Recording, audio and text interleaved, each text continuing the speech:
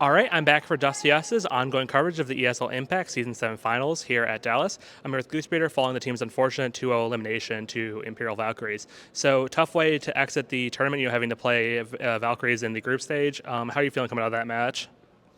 I think we're a little bit disappointed, but I do think we gave them a good fight. I do think we could have won that game. It wasn't a game that was unwinnable. So, the best we can do is just see our progression. And I definitely think we've showed a lot of improvement in this tournament. So, it does suck to lose here.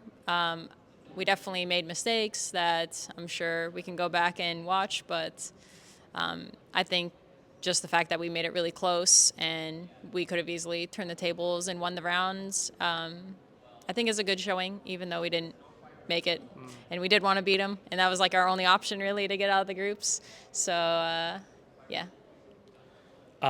With that, a big source of discussion from the event so far has been when we had a chance to talk to Nato Safix, the coach of NIP Impact. He mentioned that the Imperial female squad looks pretty mortal right now, and that's something we also heard from Furia female. They beat them in a Brazilian LAN a couple months ago, so they're not looking as unstoppable as possible. And you mentioned that you think you had a pretty good chance of beating them, taking them down today. Is that do you think that's do you think overall the Impact scene is closing the gap with the beast that is Imperial Valkyries?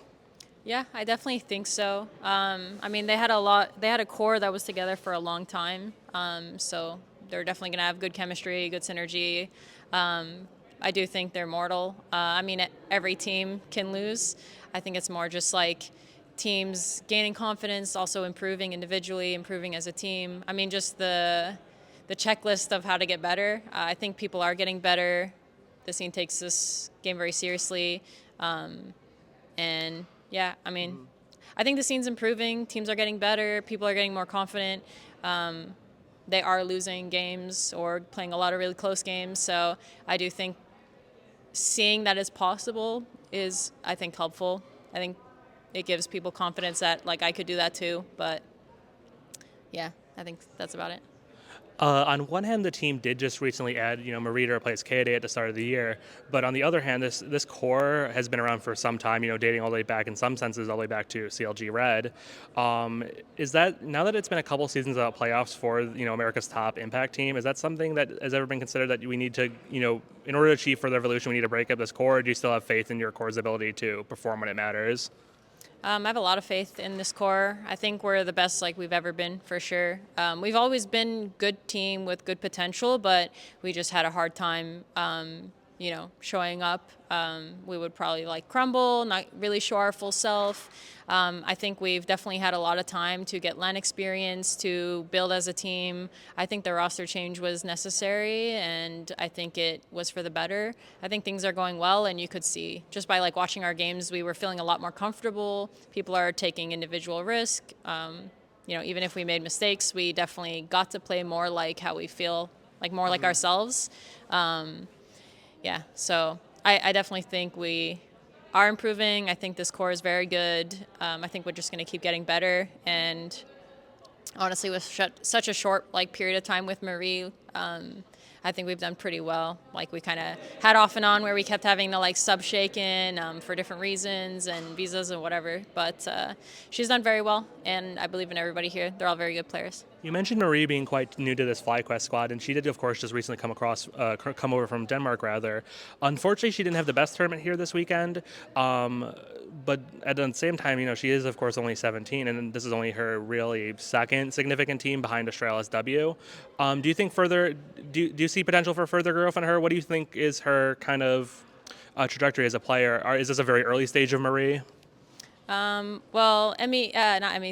just had her birthday, so she's 18 now. But she is a very young player. I do think she did a good job. It is a first tournament for her with us in this setting. But I think that she has a lot of potential. She's improved very quickly from when we first picked her up. She had a lot to have to learn, and she's been doing a very good job. And honestly, I didn't even know if she did or didn't have a good score because she didn't show it.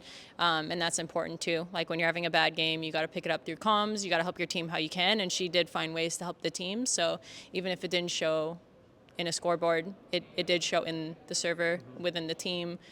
She was keeping people energetic, boosting people's confidence. So she is doing very good. I have a lot of hopes for her. I do think she'll just keep improving. I definitely think she's a player people should watch out for.